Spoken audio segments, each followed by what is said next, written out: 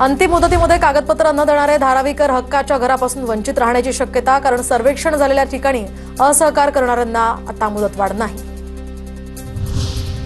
मुंबई महापालिकेकडून पावसाळ्यापूर्वीच्याच झाडांच्या छाटणीचा आता कामांची माहिती पूर्वसूचनेनुसार देण्यात येणार। तर 21 एप्रिल 2025 पासून शहरामध्ये विविध भागांमधील कामांचा तपशील सूचना फलकांसह सोशल मीडियावर प्रसिद्ध केला जाणार। उत्तर मुंबईमध्ये आयुष्यमान भारत योजनेला नागरिकांचा मोठा प्रतिसाद, तर 40,000हून अधिक नागरिकांना योजनेचा लाभ घेतल्याची माहिती। उन्हाळी सुट्ट्यांच्या पार्श्वभूमीवर गर्दी नियंत्रणासाठी आता मध्य रेल्वेकडून प्लॅटफॉर्म तिकिटांवर बंदी, सीएसएमटी, एलटीटी, कल्याण आणि पुणे या महत्त्वाच्या टर्मिनल्सवर प्लॅटफॉर्म तिकीट विक्रीवर बंदी। रेल्वे तिकिटांसाठी डिजिटल माध्यमांचा वापर आता 18% वाढला। यूटीएस क्यूआर कोड स्कॅन करून ॲप वापरून तिकीट खरेदीसाठी आता 460 स्टॅटिक क्यूआर कोड फ्रेम्सची सुविधा।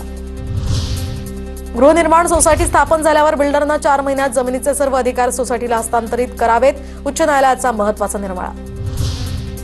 अल्फिस्टन पूल पाडण्यापूर्वी परिसरातील रस्त्यांचे प्रकल्प पूर्ण करा, मुंबई वाहतूक पोलिसांची MMRDA कडे मागणी।